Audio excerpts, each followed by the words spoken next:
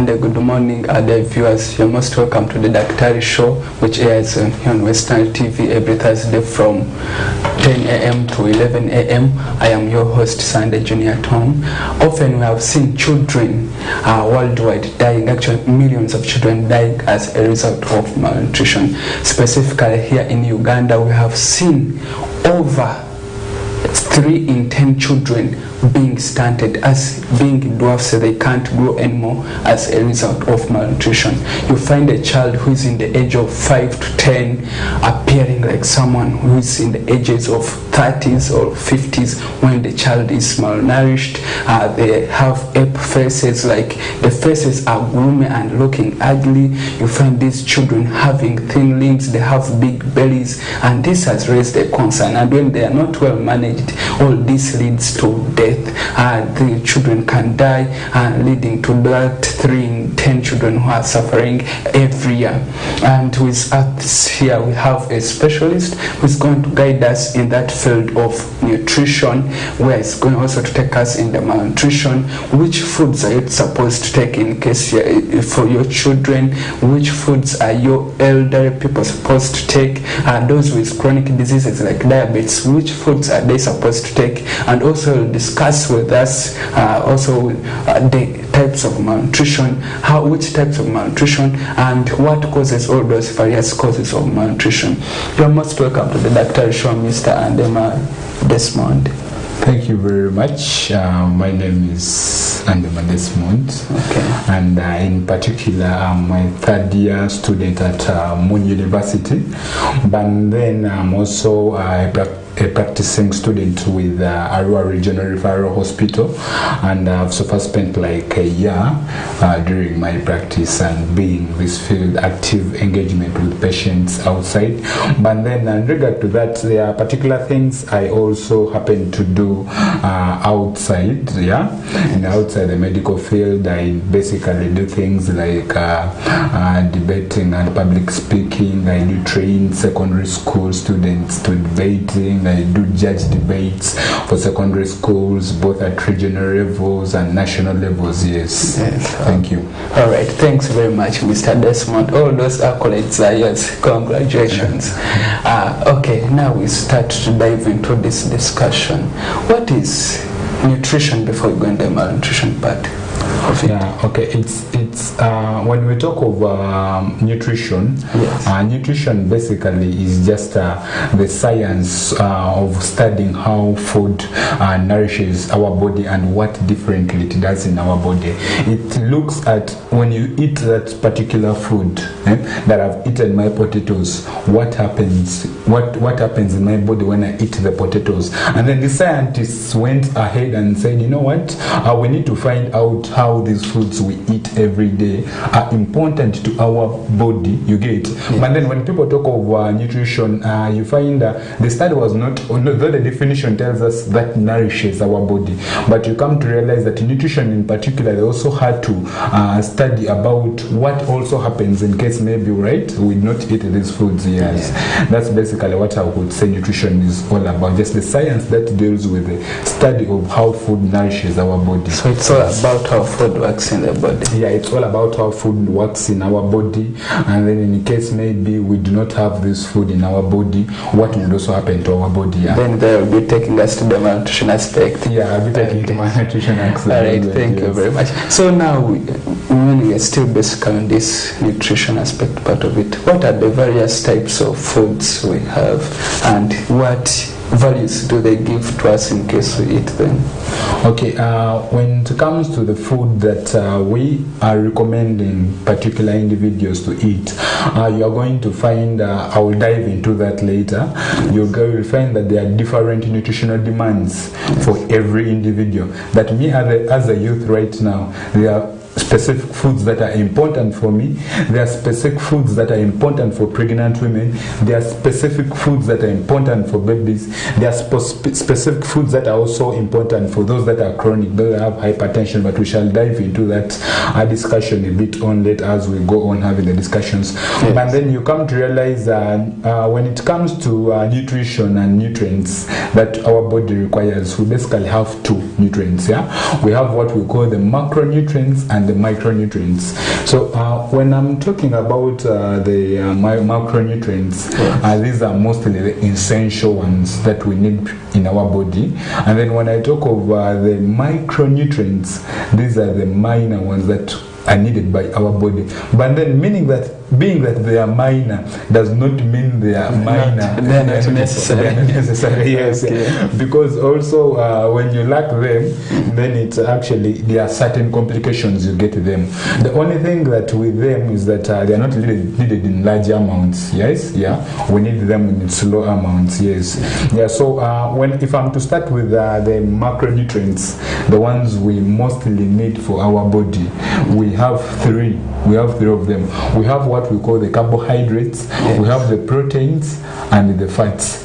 Those are the three principal macronutrients that we need in our body. So these are the macro, yes. Oh, okay. Yes. Meaning they're essential. They are the ones that are essential. So, only. Maybe you can also break it down for our viewers, like the types, like the examples under each. Yes.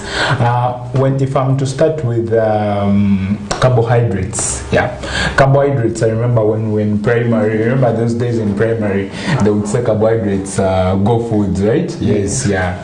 Those are foods that give you energy. They are most important for energy, and one of the examples that we have, majority finds that most of the things actually we do eat in meals have carbohydrates. I will talk of things like maize. I will talk about the cassava we eat is also carbohydrates. I will talk about the honey. Honey itself is also carbohydrates. And then I will also talk about millet. Yes, millet gives us the carbohydrates. And then we have the sweet potatoes also. Yes. About our common food here, we call it enyasai. Also, where does it fall? Enyasa is a very strong component that gives us carbohydrates, because enyasa is then cassava. Yes. Oh. Yeah. Enyasa is cassava. Even I will talk of posho, but I didn't mention posho. I talk posho because I mentioned maize. Yes. Okay. Yeah. So maize, cassava, they are all later refined into the posho and the enyasa. Yes. That we normally eat. Yes. So so basically what we normally eat most importantly here in West Nile, I think it is the primary food that even when you go on functions, by the way, they will tell you know what, in our budget, as long as we have enyasa and we have meat. Actually, that's also my best meal. Yeah, it's a very good source of carbohydrates, and it is very cheap. It's very cheap, and everyone can buy. Not like honey. Honey is expensive. It is not for everyone, but it's also a good source of carbohydrates. But then we look at what is the most important meal that the carbohydrates that people can easily get at the grassroots. Yes. So that's when we talk about the enyasa with the cassava. We talk about the sweet potatoes. Unfortunately, this is a season of sweet potatoes, by the way, and they are plenty and many in the market. Yes. Okay. So now you have taken us through the carbohydrates. Maybe now you can take us also through the proteins. Proteins. When I talk of proteins are basically divided into two. Yes. Yeah, we have what we call the first class proteins, and we have the second class proteins. So when you talk of the first class proteins, I would say these are proteins that literally have all the amino acids. You get, and then the second class proteins are proteins that do not have all the amino acids. Yes. So all these proteins, we can easily get them. The first class proteins are normally animal proteins. Yes. Things like the meat, all animal protein, all animal whatever products. A majority of them can give us the first class proteins. But then when we come to things like the beans, we come to things like the beans we normally eat. Soya beans, cowpeas, all of those ones that give us the second class proteins. Yes. And why they are actually second class proteins? Because they all don't have all the necessary amino acids that we need in our body. But for the first class proteins, they have all the amino acids that are needed by the body. Because you come to realize that we have over over 20 amino acids that are needed in the body. But then when you come to the proteins of plant proteins, the beans, they do not have all the amino acids, yes. But then when you come to the animal proteins, because as animals, they are able to, even when animals eat the beans, eat the grass, and they get the proteins. Yeah? They eat the beans and all those other meals, and they get the proteins. They have something in their body that helps them to actually synthesize all the protein they need for their body. That's why when you as an individual, at times when you eat the beans may not give you all the necessary amino acids, but then your body has the capacity to make sure that it synthesizes all these proteins, amino acids on its own. Okay. Yes. So maybe also to ask here, we also here, we are blessed, we have this plate of silverfish. Where does it fall? For silverfish, the one we normally call as mukene. Yeah. It's a very good source that is in the market, and honestly, it is very cheap. Yeah. So silverfish is a very good source of iron. Okay. Yeah, it's a very good source of iron. Yeah. That's why majority of times when we come to the discussion of nutritional demand, we will come to realize it's a very good meal for a particular group of individuals, that we shall be talking about. Yes. Okay. Yeah, silverfish is very good and nutritious. Yes, but it's rich in iron. Okay. Yes. All right. Thanks very much, Mr. Desmond. You have taken us through the carbohydrates. Now you have taken us through the proteins. You also said we have the fats. Yes. Yes. Now you can take us through that. So we, for the case of the fats, you realize fats are basically also needed and essential in the body. They have various uses they do in our body. They act as shock absorbers. They act as they also help in providing heat.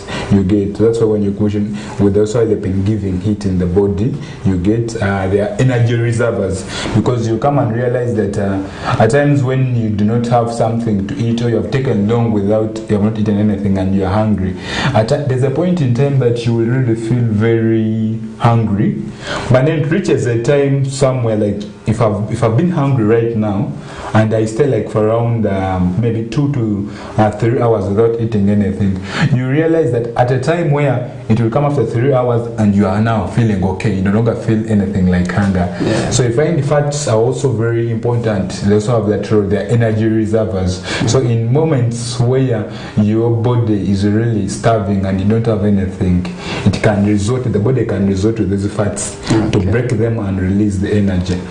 So maybe what could be some of the sources of these fats? Some of the sources of the fats we have both plant fats and animal fats. Yes. Animal fats is that's what people mostly know. Yes, you can easily get them from those ones who like eating, those ones who eat pork. Yes. Okay. Pork is a very great source of the fats, animal fats. We also have beef, and then it also has that part of the fats of it. And then we also have the plant fats that you can actually get from various plant oils, cooking oils. They also give us some of them have those fats, yes, which are essential. I think also maybe the GNATs also could give us fats. I normally say. GNATs are also very good. They also give us the fats, and also give us the oils. Yes, So GNATs are also mostly important in doing that. Okay. Yes. All right. Thank you very much, Mr. Desmond. I hope our dear viewers, we are at par. He has taken us through what nutrition is, the types of the classes of types of nutrition sources, the carbohydrates, proteins, and fats, and also he broke it down to the various examples. Maybe before we proceed, suppose we are in a home setting. Yes.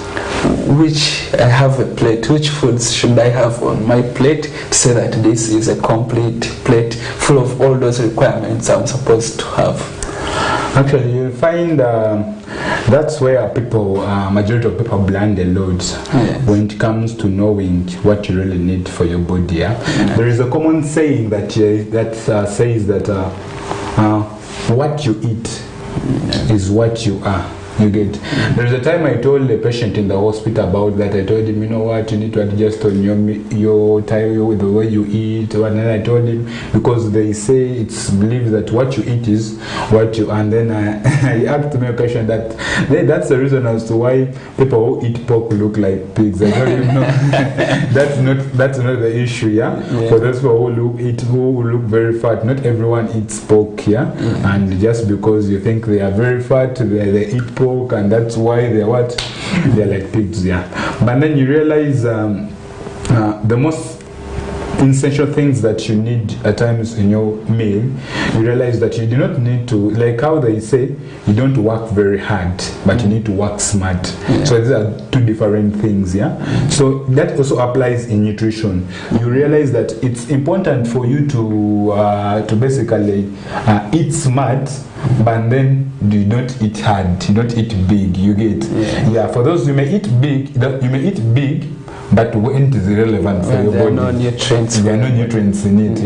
And then someone would come and he eats small, and really you find they are really doing very well. That's why you find they tell you the rich people are normally healthy. You get the kids of the rich are normally healthy, because you find for them, and you find the kind of food they eat. For them, someone has to eat something small, eats this small, eats that small, eats that small. But when you come to us down here, our settings of the people who are down, you find someone has to pack potatoes. Because they want to get satisfied. And they say that's how they're eating very. But then you realize, you find everyone in the village, most of those rural areas, you find the children there, everyone moves in the community, everyone is looking like as if they are government workers. Everyone has that political store. The one they normally call political stomachs. Yes, because at times they do not balance what they need to eat and what is important for the body. So you come and realize that most especially what our body needs are 70%, actually, so from 60 to 70% of what you are eating on your plate should be having the carbohydrates. That should be the essential one. Then the proteins you just basically need to have like around 35 to 15 to 35% on your plate. Because at the end you realize that your body has what we call its demand in terms of energy. Because everything, we realize, every food we eat, even though you eat your carbohydrates, you eat your proteins, you eat your fats, at the end, all these things that we eat, they are later converted into the energy that we need for the body functioning. You need for respiration, you need to move, you need to do your work. You get so that one also. For you to determine what you really need to eat on your plate, it is also based on very many reasons. But for ideal, we shall need you to have around 60 to 70% should be having carbohydrates on your plate, and then around 15 to 35 should be having the proteins. That should be on your plate, and then you can have fats. But then for fats, we just recommend that there should be something very small. You can have something very small, and then you can add in the one most important thing also to be added on that contains a lot of things is your greens. Greens are essential. You can have the greens. Another important thing that actually has to deal with that has a lot of nutrients is the eggs. You can have the eggs, but now it becomes very hard because you find in our setting we are in regions where it becomes very hard, really, because of the way people live. It's very hard for someone to say I need to have posho, I need to have some meat on top, let me get some greens on top, and then let me get some egg, then on top of that I also get some juice on top. I need to so at times, just for our setting, we normally advise that at least make sure you have some carbohydrates, have some proteins, and protein is the cheap one. You can have your inyasa, you can have your posho, you can have your potatoes. You get one of those things. You don't need to necessarily have posho, you have inyasa, you have all that on one plate, because at the end you're having the same thing. It's the same nutrition value, you get carbohydrates. So it's just basically advisable that if maybe you have your inyasa, you get your cassava, your nyasa, have maybe posho, and then the proteins you can put your beans. We're now looking at the most cheapest one that people can easily get at our community levels. You can have your beans on top.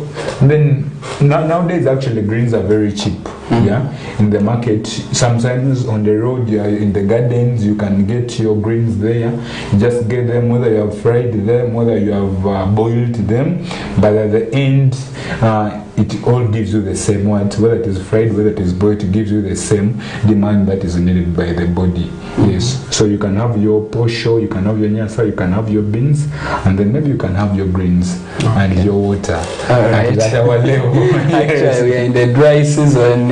People should be taking a lot of water, because otherwise you'll get the dry mouth, or even better dehydration. I hear it can make you unconscious. So you can also emphasize that for our viewers to take water in this dry season. Water is it's very important. It's more important for our body, because we realize and you find that 70 to 60 75% of our body is all water. So you really need water very much to help you in functioning, in your body functioning.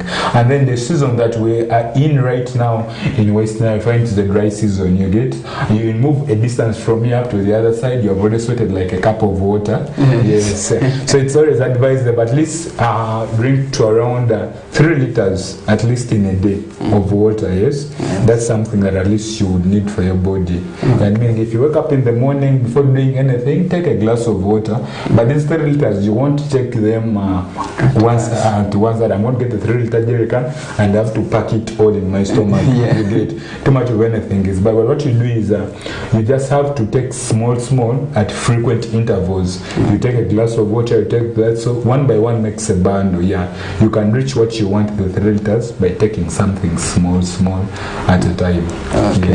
Alright, thanks very much, Mr. Desmond. So you have taken us through the plate which like someone is supposed to have in order to have a balanced diet. You said carbohydrates, proteins, some water. You can have some vitamins that usually come from your greens.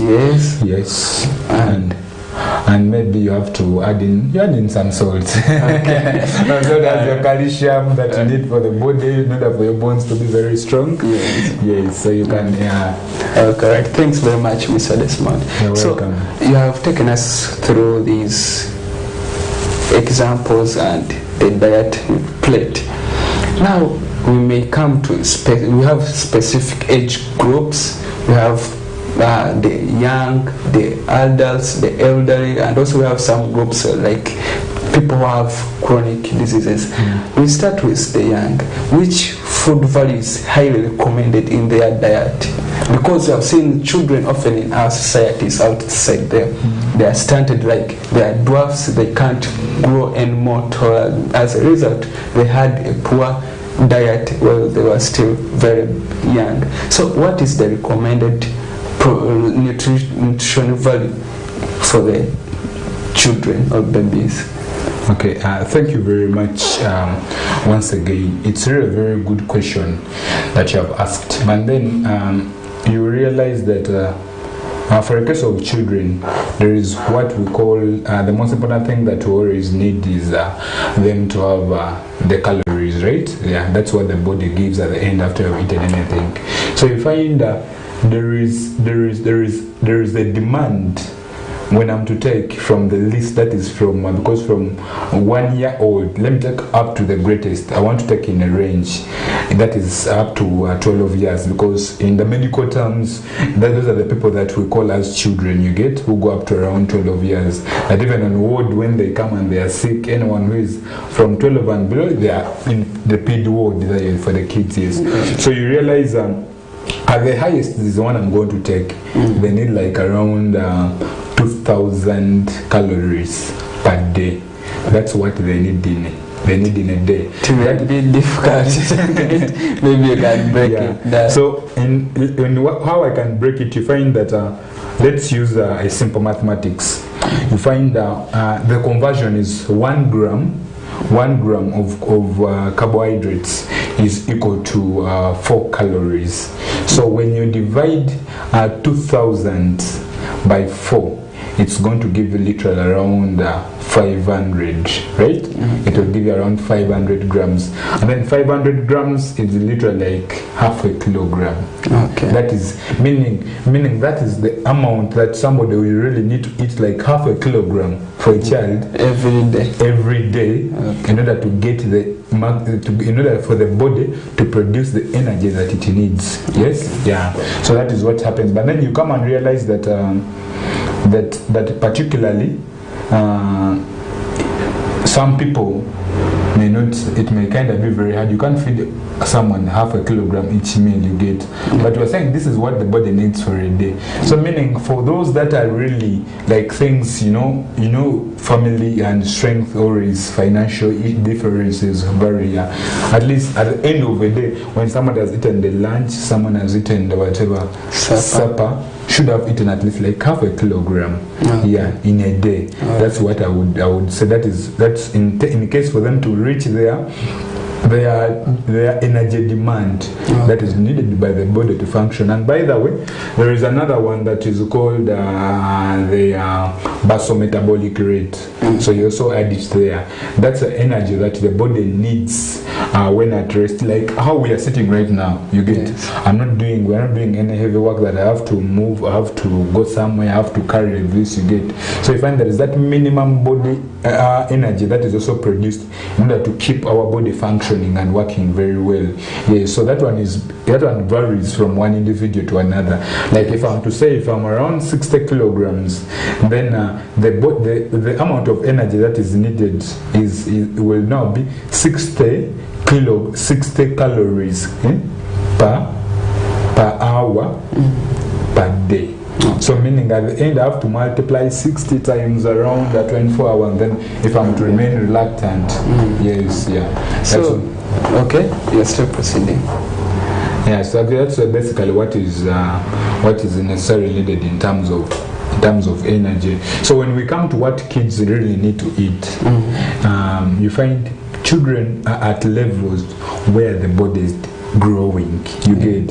So there are a lot of activities that happening. The bones have to grow in height, you get. Someone has to develop muscles, then that area of transition, you get.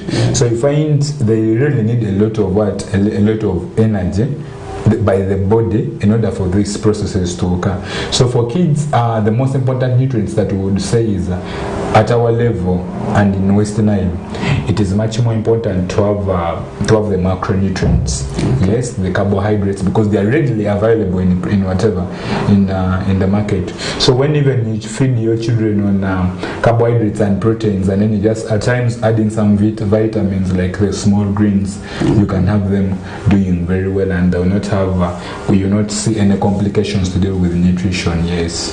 Okay. Yes. So thanks very much, Mr. Desmond. So now we come to adults. Which nutrition value is most recommended for them? Is it carbohydrates, proteins, or the vitamins?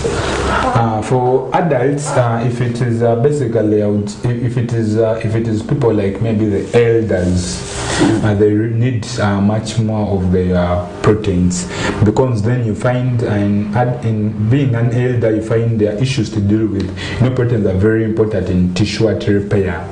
You get, they work very hard. So when you are elders, you find there are a lot of things, because the body function keeps on reducing. You get, the body needs to repair tissues. You get, so it needs enough support in regards to proteins.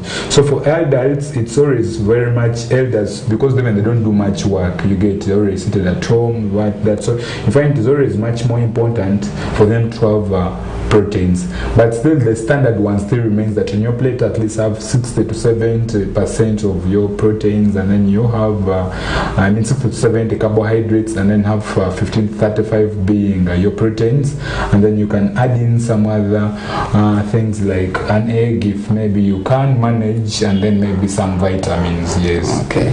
So alright, thanks very much. So now we come to the pregnant women. Which food values are recommended for them?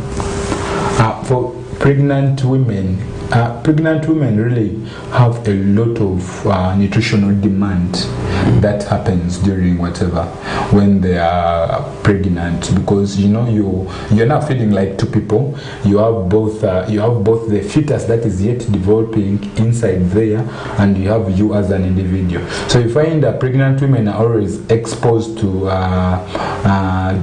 things like having to become anemic, because then they need a lot of things like iron, they need a lot of things like zinc in their body, you get. So that's why you find for pregnant women, at times when they're in the hospital, you have seen these drugs they normally give them, like the ferrous sulfate, all those. So their body requires a lot of those nutrients in order to make sure that the fetus grows very well. But then you realize for them they have issues, because you find women in the first trimester, and because their pregnancy is divided into 3 phases. We have the first trimester, we have the second and the third, and each is around 3 months. So you find what happens in their 3 months, there are a lot of hormonal activities that are happening because they have to maintain the pregnancy. So you find that thing has issues to do with their appetite. And they do not have appetite. You find someone who really loved eating beans, this person tells you she's pregnant, she tells you nowadays she hates smelling beans. She feels like it is kind of very hectic for her. Yes, but when they come in the second trimester, because the first trimester just the baby is still forming, the head, everything is still forming. But then when you come to the second trimester and the third trimester, that's when there is massive nutrition demand for the lady. That's when we advise them to eat things like carbohydrates, because when their energy demand increases, and it is from around it ranges between 350 kilocalories to 450 kilocalories. That's the range. It varies from one pregnant mother to another. But then you realize we normally advise them that they should at least eat things like carbohydrates, they should have the vitamins, but then they should have their diet in check. That is the most important thing, because at times because the body will be demanding. I've seen women who come and that she tells you, I can eat like 5 times in a day nowadays. That's more so when it happens in the second trimester and the third trimester. You find the time at which you eat increases. Because the demand is high. Yeah, the demand is very high. So we normally advise them to have things like have your carbohydrates there, have your posho, have your beans, have your greens, have your juice, and then also for iron purposes. That's why now the other point comes in, the point of mukene. That's why it is very much more important for pregnant women, and it's very cheap in the market. Yes, it's very cheap in the market. You can get it and have it eaten. But then we also advise them to eat because when they reach the second and third trimester, we advise them to eat more of high fiber diets. High fiber diets are things like maybe let me say the greens, that are much more of the plant products. Because you then realize during pregnancy, you find them that the muscles relax because of hormonal effects you get. Because about the smooth muscles to relax, and when the smooth muscles they relax, what happens that you really find that the colonic movements are slowed down, and when these movements are slowed down, you find food takes long into the colon, and that's where water absorption happens.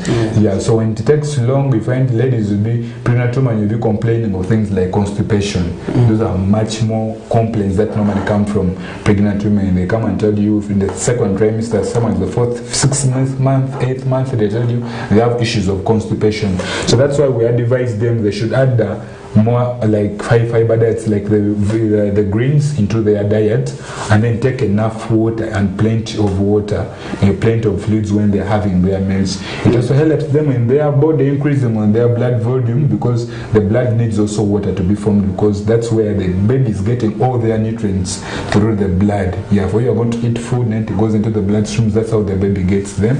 And then for purposes of also reducing on constipation, we advise you to take enough fluids and have high fiber diets. Alright, thanks very much, Mr. Desmond, for that detailed discussion.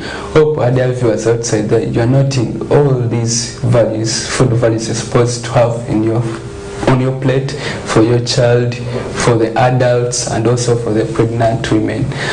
Let's first get into this short commercial break, then we shall come back in the next segment where he'll take us through the various types of malnutrition. Here especially we shall require you to pay much attention and be keen, because it will be educative for you on how also to prevent this malnutrition aspect part of it. Thank you very much, dear viewers. Let's get back.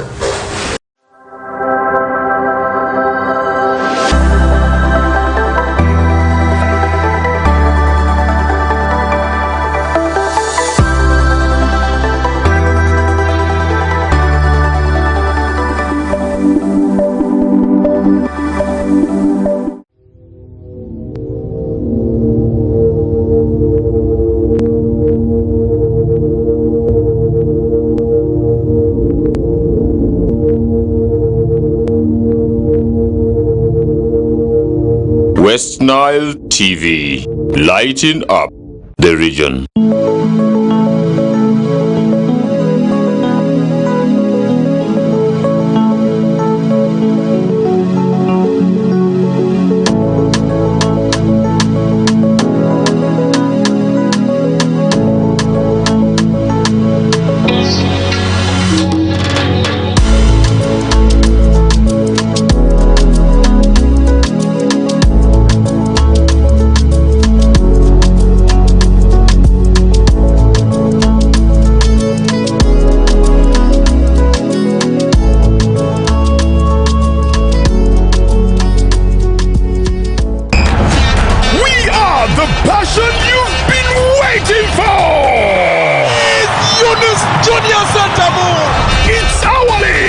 Football, our boys, our style. Star Times UPL new season starts 15th September. Go for it! What a finish from Fukume! The Ugandan flair, Brazilian samba, Portuguese magic, the night football craze. More TV games live on Senyuka Prime and Fufa TV only on Star Times. The Star Times UPL, our league, go for it.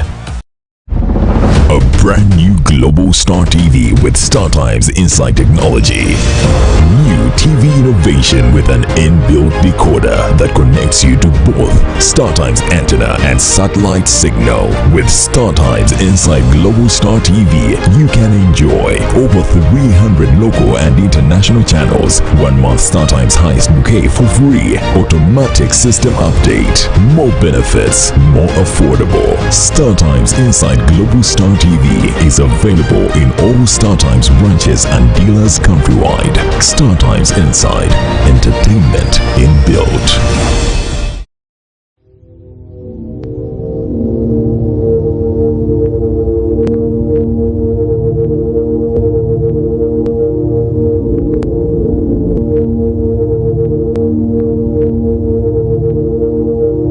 West Nile TV, lighting up the region.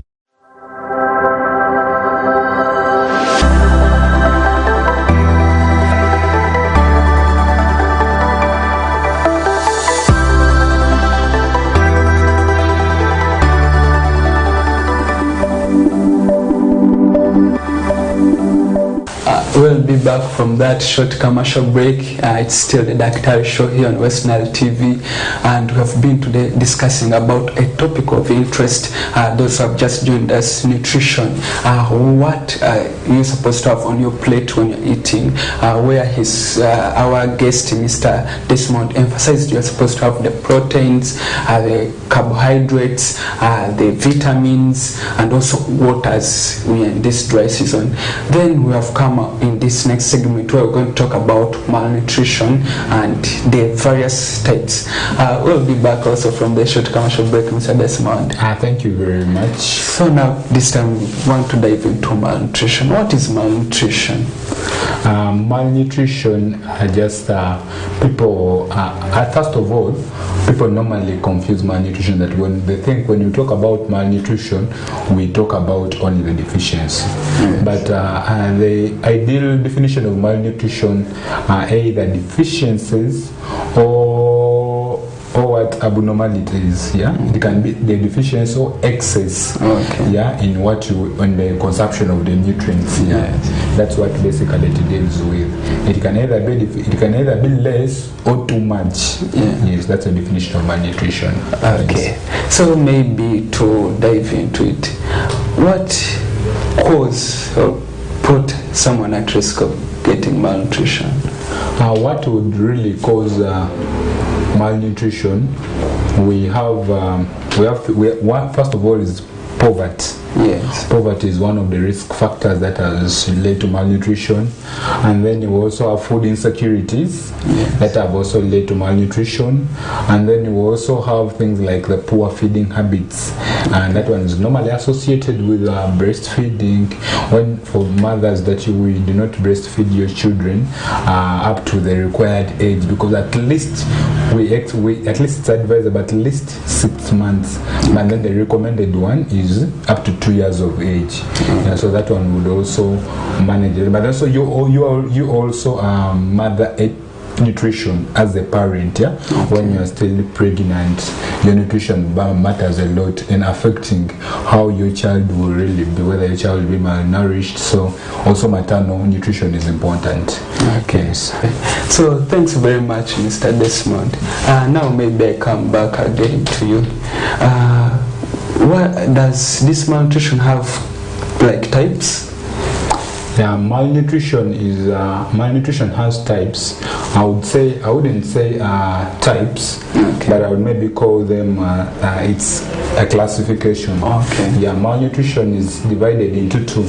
We have overnutrition and undernutrition. That's how it is divided. And then when we come to undernutrition, we have it's divided into four.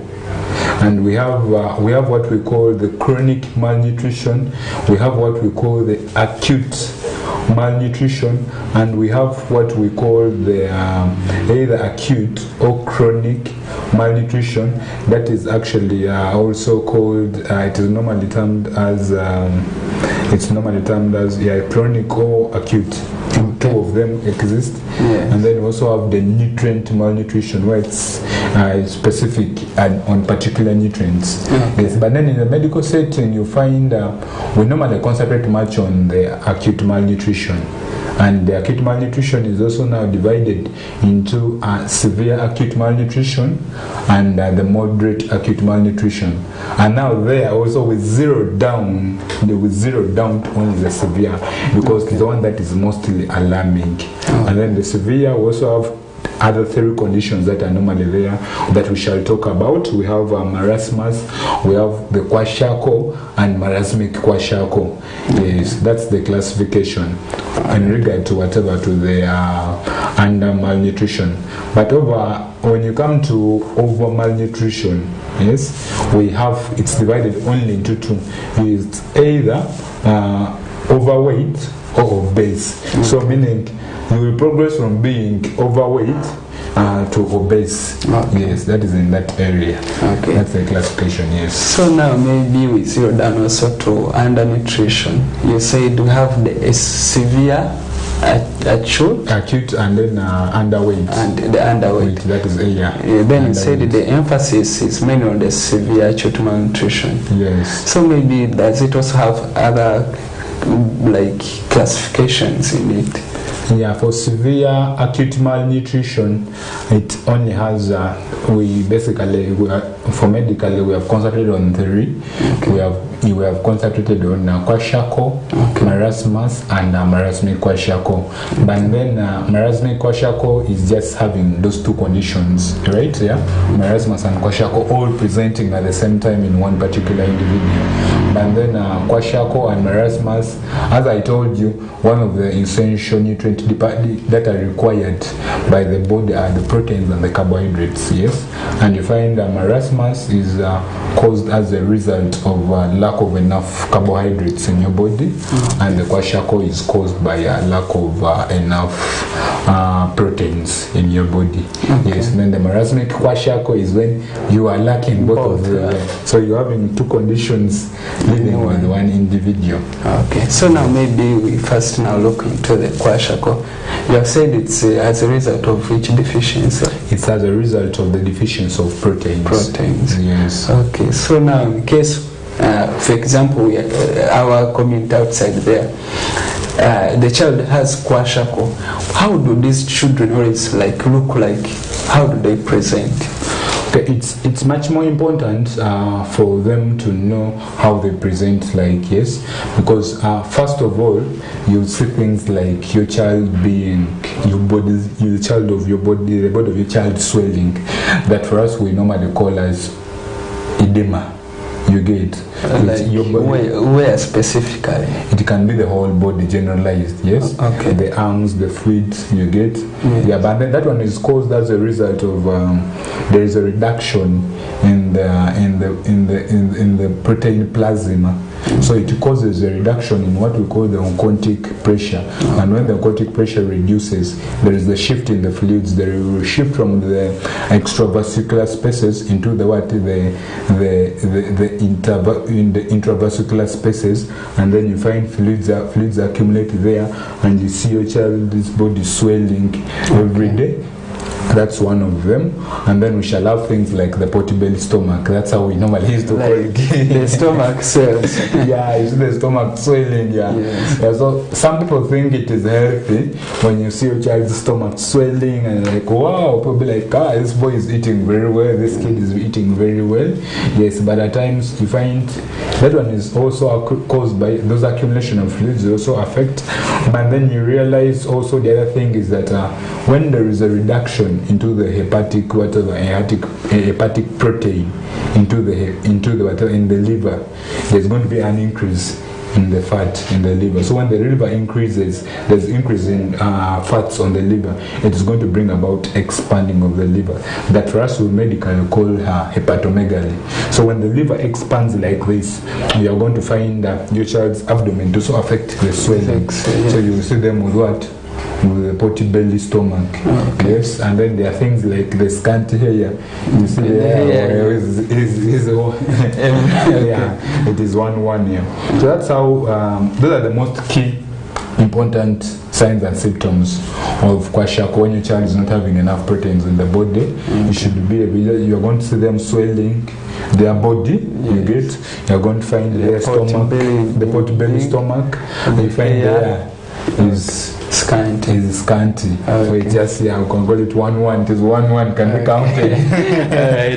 Dear viewers, you're noting these symptoms and the signs, like how the child presents. So in case you have a child having maybe the swollen body, maybe the legs, the hands, the child has a potty-belly, swollen stomach, maybe the child has scant hair, so those are signs you should note. Maybe your child is malnourished and mainly having kwashiorkor, and Mr. Desmond has told us that is as a result of lack of proteins in the diet of your child. So maybe after this kwashiorkor, you also said to have marasmus. What is marasmus? What deficiency causes it, and how do these children present like? Marasmus is caused by lack of enough carbohydrates in the body. Yes. That's what causes it. So marasmus, one thing that you realize that when you don't have enough carbohydrates in your body, the body is going to zero down into what we call the reductive phase. You get the body is going to try to adopt because you don't have enough carbohydrates, and in doing that there's a particular hormone that we call thyroxine, which is responsible for the body metabolism, your body working and all that. So the body is going to reduce on the production of that hormone, and then there's another particular hormone that that gets glucose when the carbohydrates are too much in your blood, like the glucose. It has to keep some in the reserves. That hormone is called the insulin. Okay. So you find all these hormones, their production will reduce, and when their production reduces, you find your body activities will reduce. And when your body activities reduce, because these children are still young, as I told you, they they need a lot of energy to develop, they need a lot of energy to grow. You find these children that they become retarded. They can't grow. They are dwarfs. They are dwarfs. They are dwarfs. They remain very short. It's just because the metabolic activities have been reduced. So that's one of the presentations there, and it's very common because you find, according to the global epidemiology that was taken in 2020, shows that around 140 million children below the age of 5 years were stunted. They all had retarded growth. So it's a very common common condition throughout the globe. It's not only affecting West Nile, it's not only affecting Uganda, it's not affecting East Africa alone. It's global. That was the global number, and it was the largest. Yes, because after that, and then we had around 100, and we had around 45 who were malnourished also. Yes, who had things like the pot belly, all that. Yes, but then you come and realize. One I've told is the retardation. They become dwarfs, they cannot grow. That is as a result of the activities, the body activities have been reduced because the carbohydrates are not enough for them. And then the next thing that happens is that because the carbohydrates are not enough, and I told you earlier that we have fats. Fats are energy reservoirs. So the body has, when you don't have enough energy, the body has to divert to the fats, and the muscles that you have has to break down your muscles, has to break down your fats in order to produce the energy that is needed by the body. So in doing that, that's when you're going to find someone losing weight and they become wasted. You look at your child and you can see their ribs on so they lose weight all, and when they lose weight, what is going to happen? Their skin is going to become wrinkled. Because they have lost flesh, they have lost all the fat. So you can get your child's skin and pull it like this, and see even when you leave it like that, it goes back here. So one of the signs and symptoms is also wasting. Those totally lose weight. Yes, that one also happen. But then also what happens that because there is a reduction, there's been a reduction in you find the plasma proteins they'll be maintained. So what is going to happen is that we have what we call the complement system. We have your phagocytic functions that are also there, and then we have the immune system that is also there. So this immune system is going to become compromised, it's going to become weak, because now first of all the activities are reduced, and then the body is resorting on steroids. So your immunity system, the cell-mediated immune system, is going to become very weak, and when it becomes weak, it puts the children prone to infections. That's why I find the children that have marasmus, they are very weak. Anything small can put them down. Yes, that is another one. They have issues to do with infections. They can easily get sick. So in summary, I would say they will present with loss of weight. Yes. With the loss of weight. You said the ribs. The rib. They can probably just show you see your child has already lost weight, and then their growth is retarded. They become dwarfs. Your child is not growing. They are losing weight. Every time they get very sick. Easily, anything small just puts them down. You have treated malaria the other day, also he's also having pneumonia. Those are the effects here. But now, for purposes of you knowing at community levels that my child is having marasmus, you just look at the wasting. You look at the wasting and the stunted growth, them not growing. Those are the key, most important signs for you to look at your child and there is something is not. The child is lacking. Lacking. Thanks very much, Mr. Desmond, for this detailed information. Hope other viewers are noting all these presentations. In case you see your child with those symptoms which Mr. Desmond has said, just know your child is having marasmus, so you reach out to the hospital for management. So maybe also you talked of the kwashiorkor marasmus. How does it present? So this one, the child has all these presentations. There it becomes actually for kwashiorkor and marasmic kwashiorkor, it has both. Your child will be missing both nutrients, but where it becomes very hard, at times it's very hard to diagnose that is it is this child find having marasmic kwashako, because you realize marasmus, you are losing weight, you get, but then kwashako, you are gaining weight, you get, yeah. So you find at times these conditions are all there in. So at times you find when you have marasmic kwashako, sometimes the kwashako, the effect of the edema, growing very fat, gaining weight, may come in, you get, and it overshadows the losing of weight, you get, because you have fluids that have accumulated in your body. But then where you can look at, you find you can look at retardation. Your child is not growing, you get, he has just remained a dwarf, he has grown fat, he's having a pot belly stomach, yes, and then the hair is scanty, yeah? Yes, then we can rule out that maybe you have marasmic kwashako.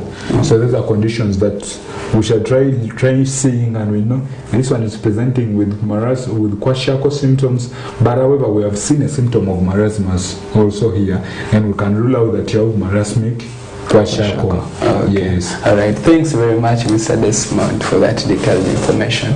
So now you have taken us through the undernutrition. So maybe briefly also take us through the overnutrition. Overnutrition, we divide overnutrition into two. Okay. Yes, one is overweight and obese. And for us to know that you are either overweight or obese, there is something we base on, that is called the body mass index, that we get by dividing your kilograms, your weight in kilograms, by your height in meters squared. Yeah. And we have scores, because from around if maybe we divide your kilograms by the height in meters squared, and we have, like, if you have, there's a standard range that's below 18, that one's underweight, and then from around 20 to 25, that is now the normal weight. You get the normal weight, and then from around 26 to around 29, that is what, overweight. So when you are above 30, that's when you're what, you obese. So that's the mechanism that we shall use to rule out that you're obese, because, or whether you are overweight, because not necessarily everyone that you see who is very fat is overweight, or that person is obese. Okay. Yes, that is one clear thing that we should understand. But then you realize that in terms of overweight and obese, because you first be overweight and then you come, because actually it's a combination. Yeah, one resolves to another. Meaning, if you don't manage being overweight, you progress. You're going to progress. But I will explain both of them at the same time. Yes, overweight and obese, I will take them together.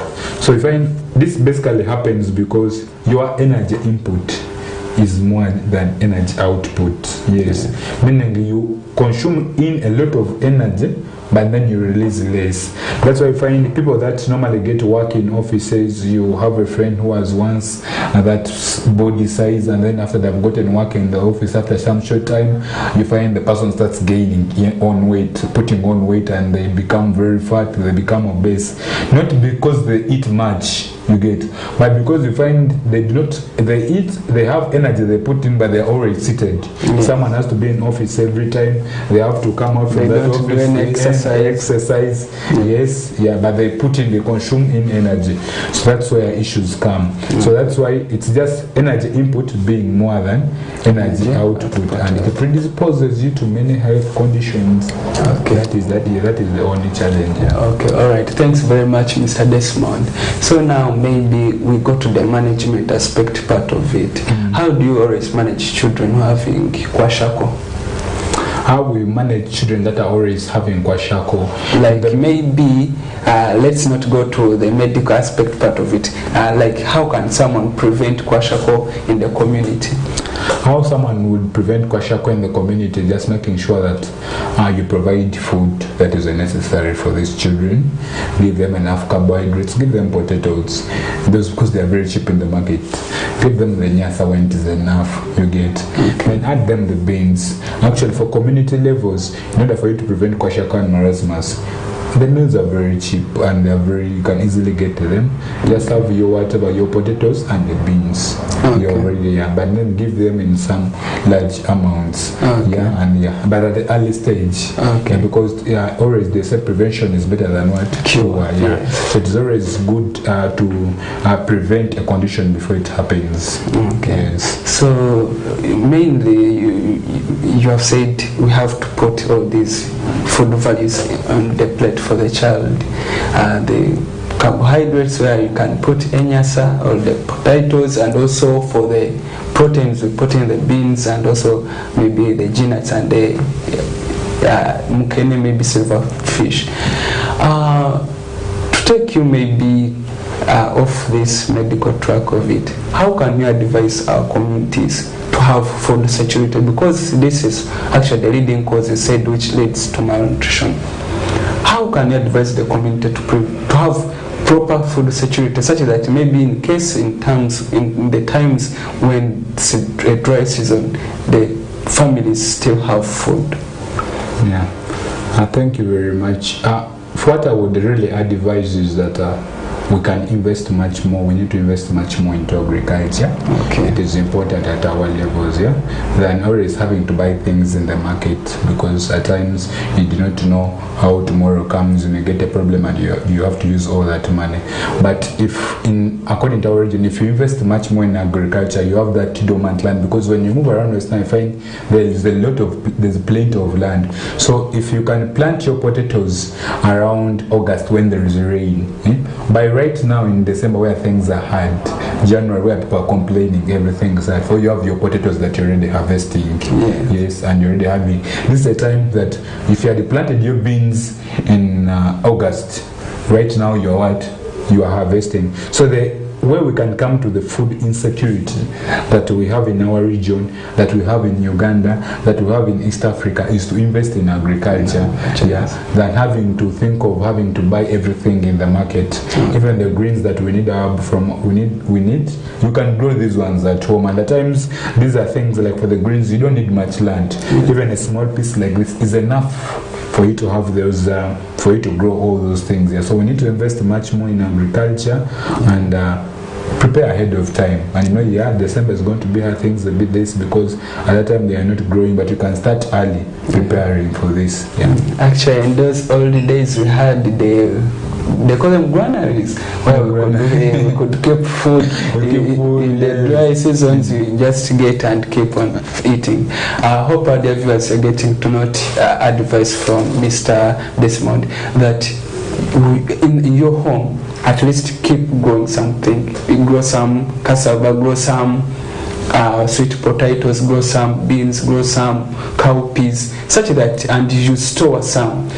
These foods can be dried. You store, such that in the times of hunger seasons, maybe dry season, you have food to continuously supply for your family. Maybe Mr. Desmond, some advice to the community and concluding remarks. The last word that I would love to give to all our viewers outside there is that we have a collective work to do in making sure that at least we end malnutrition in our area. And only that starts if we start preparing early and investing in much more in agriculture. If we invest much more in agriculture, we can do away with these things of malnutrition.